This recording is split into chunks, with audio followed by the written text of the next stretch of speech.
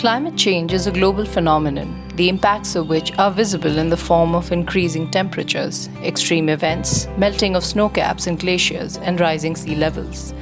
An increase in the variability and the intensity of precipitation is putting more regions at a greater risk of floods and droughts. Extreme events like heat waves, droughts, floods, and cyclones are increasing the overall vulnerability of the larger ecosystem, particularly water resources. South Asia, home to nearly 1.9 billion people, has started to experience intensified incidents of water scarcity and water insecurity caused by rapid urbanization, climate change, and population growth. Climate variability is further aggravating water scarcity and insecurity in resource access, particularly for the most marginalized sections. Water scarcity and access insecurity disproportionately impacts women and girls. For women, the water crisis is embodied in the form of physical and social burdens, as traditional gender work division makes them instrumental in securing access to water for the household and makes them primarily dependent on natural resources in rural areas. Coupled with unequal access to capital and limited mobility, this makes women disproportionately vulnerable to climatic shocks and changes. Yet, they have negligible voice in decision-making processes and the formulation of water and climate change policies. To redeem this gender balance in climate and water sectors, there is a need to build water professionals and leaders. The South Asia Water, or the SAWA, Leadership Program on Climate Change aims to contribute to increasing number of women occupying leadership roles in the water and climate change sector. With support from IDRC Canada, this program awards fellowships and builds research professional capacities of women enrolled in postgraduate integrated water resource management and related programs in South Asia. The project, led by the South Asia Consortium for Interdisciplinary Water Resources Studies, or SAKI Waters, is implemented in 4 universities across 4 South Asian countries: the University of Peradeniya, Kandy, Sri Lanka; Bangladesh University of Engineering and Technology in Dhaka, Bangladesh; Anna University in Chennai, India; and Nepal Engineering College in Kathmandu, Nepal. The program provides fellows with opportunities to access decision-making environments through capacity development, knowledge generation opportunities, science communication, and internships at various national and international organizations. It emphasizes on intensive training in the application of interdisciplinary approaches that incorporate social and gender lenses to water and climate change research, which has so far been predominated by physical and technological approaches. Earlier I thought the gender is only women, but actually gender relation and what is gender, the idea only after attending the lectures here I got the insight of that. What I have realized is that every discipline have their own favorite problems and the solution. They don't look from the lens of the another discipline. So this way the problem cannot be understood properly, then the issues cannot be addressed as per its complexity. And in this case, we need the interdisciplinary approach, which is a art of pulling all the things together which makes sense.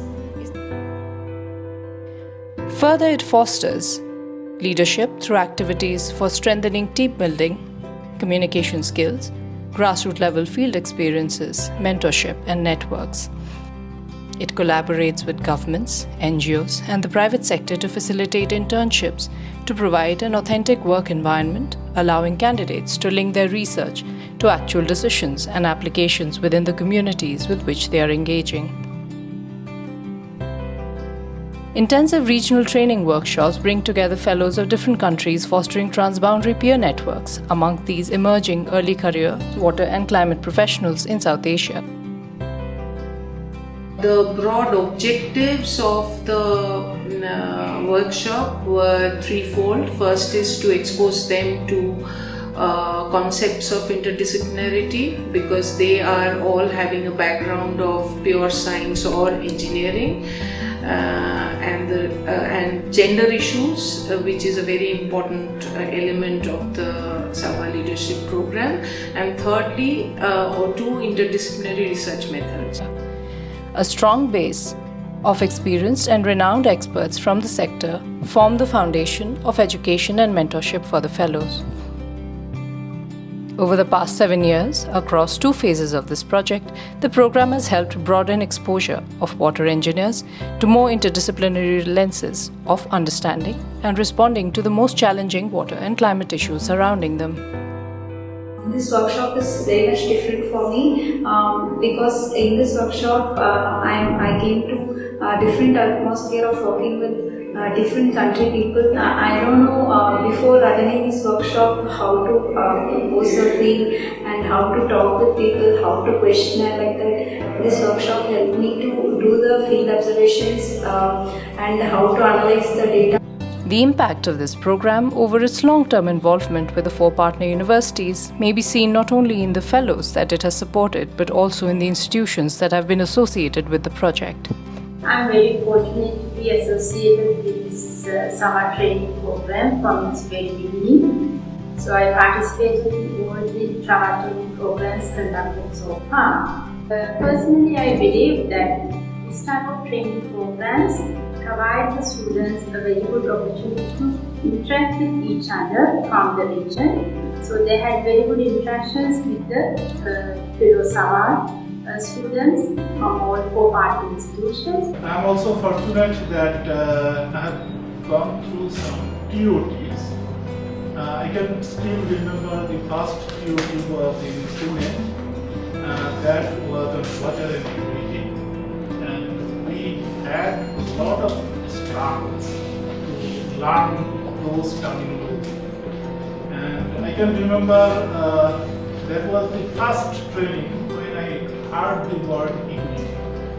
And before that, I did my bachelor degree in civil engineering, master's degree in water resources engineering, PhD in stochastic modeling, but I never heard that term. The takeaway home from this particular training as a coordinator, I feel that all the resource persons who have delivered their lectures are stalwarts in their respective fields, and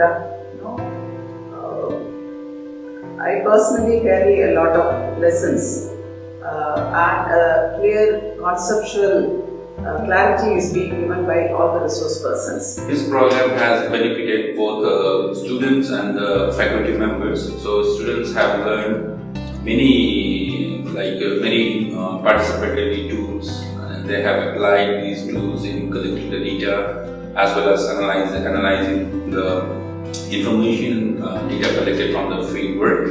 And similarly, this workshop has benefited the program coordinators and other faculty members from partner institutions. While building leadership is a long-term, gradual process and is impacted by many factors that may be socio-cultural, economic, behavioral or structural, creating a strong foundation of education, exposure and communication across disciplinary, sectoral and regional boundaries sows the seeds for long-term transformation.